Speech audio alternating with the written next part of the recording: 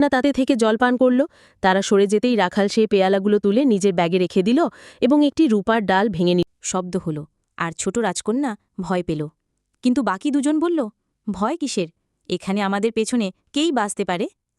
তারপর তারা আবার ঝাড়ুতে চড়ে উড়ে চলল, পৌঁছল সোনার জঙ্গলে। সেখানে ছিল সোনার কুঁয়া, আর পাশে 3টি সোনার পেয়ালা।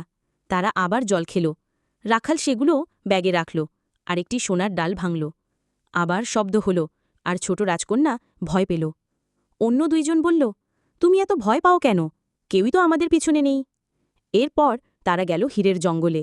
কুয়াটি ছিল হীরের, পাশে ছিল হীরের পেয়ালা। আবার তারা জল খেল, আর রাখাল সেগুলোও ব্যাগে রাখল। একটা হীরের ডাল ভাঙতেই আবার সেই শব্দ, আর ছোট রাজকন্যা ভয় পেয়ে গেল। এবার 2 বোন বলল, আরে চুপ করো তো, তুমি সবসময় ভয় পাও। অবশেষে তারা পৌঁছল এক বিশাল দরজার সামনে, যেটা মাটির নিচে খুলে গেল।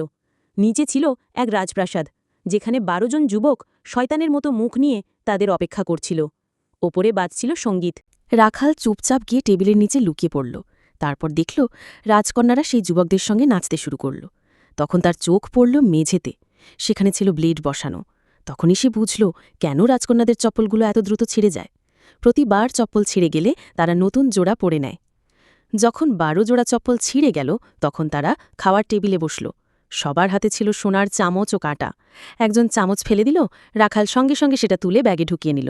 আরেকজন কাঁটা ফেলে দিল, সেটাও সে ব্যাগে রাখল। খাওয়া শেষ হলে সবাই উড়ে চলে গেল। এবার রাখাল আরও দ্রুত উড়ে তাদের আগেই পৌঁছে গেল এবং নিজেকে আগের মতোই ঘুমন্ত দেখাল। সকালে রাজা তাকে দেখে জিজ্ঞেস করলেন, বেটা, কিছু জানতে পারলে?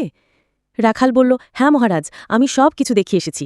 প্রথমে তারা যায় রূপার জঙ্গলে, দেখুন এটাই প্রমাণ, এই রূপার পেয়ালা আর ডাল। তারপর তারা যায় সোনার জঙ্গলে, এই সোনার পেয়ালা ও ডাল। তারপর হীরের জঙ্গলে, এখানে এই হীরের পেয়ালা আর ডাল। এরপর তারা যায় এক গোপন প্রাসাদে, যেখানে শয়তানদের সঙ্গে নাচগান করে।